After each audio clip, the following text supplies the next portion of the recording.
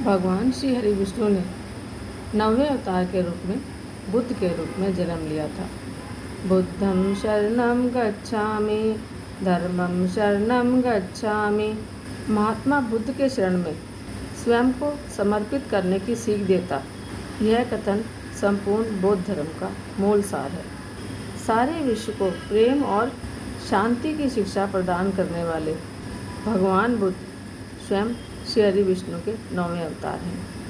कहा जाता है कि श्री कृष्ण के अवतार के पश्चात जब एक बार फिर संसार में हिंसा और अधर्म का प्रकोप बढ़ने लगा, तब भगवान विष्णु ने बुद्ध का अवतार लेकर इस जगत को अहिंसा और शांति का दिव्य ज्ञान दिया।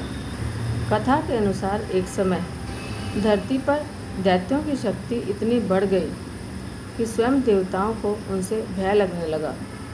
जब उन अत्याचारी असुरों ने देवराज इंद्र से राज्य की लालसा और हमारा साम्राज्य स्थिर रहे और इसे हमसे कोई छीन ना सके, इसके बारे में उपाय पूछा, तो इंद्र ने उन्हें बताया कि सुस्थिर शासन के लिए वेद विहित आचरण करते हुए तब वैदिक आचरण के साथ एक यज्ञ का आयोजन करना आवश्यक है।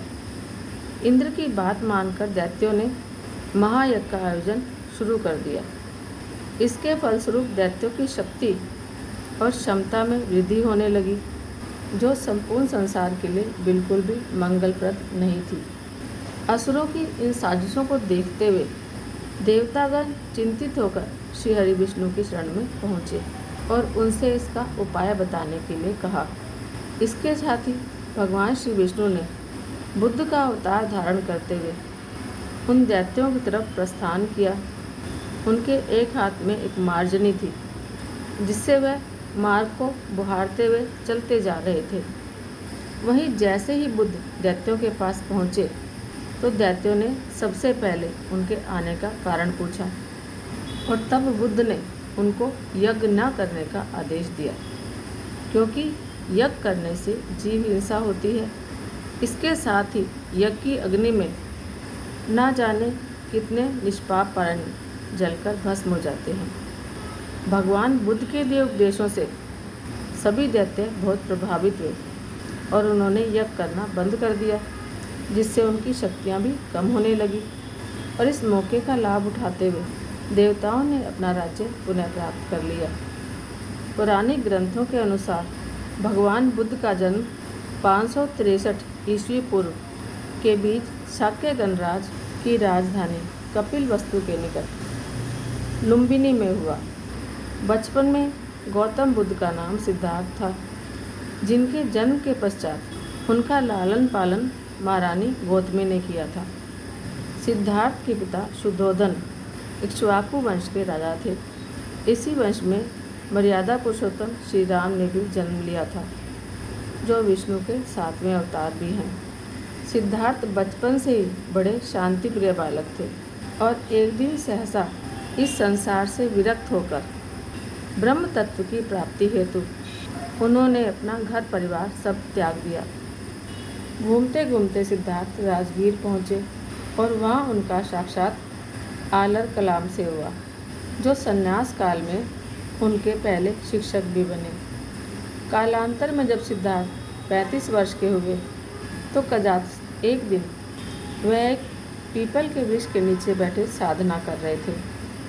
कहा जाता है कि इसी दिन उनकी वह साधना सफल हुई और उन्हें जीवन के परम तत्व बोधिसत्व की प्राप्ति हुई। इस प्रकार वह सिद्धार्थ से बुद्ध बने और पीपल का वृक्ष बोधि वृक्ष कहलाया। सीधे साधे लोक भाषा में अपने धर्म चक्र का परिवर्तन करने के कारण भगवान बुद्ध की महिमाओं ने बड़ी ही सरलता से अपने भक्तों को अपनी तरफ आकर्षित किया।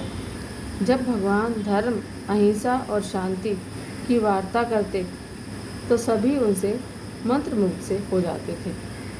श्री हरि के 9वें अवतार भगवान बुद्ध ने संपूर्ण संसार को ज्ञान का मार्ग प्रदान किया और उनकी शिक्षाओं से बौद्ध धर्म की स्थापना और इसका प्रचलन भी हुआ।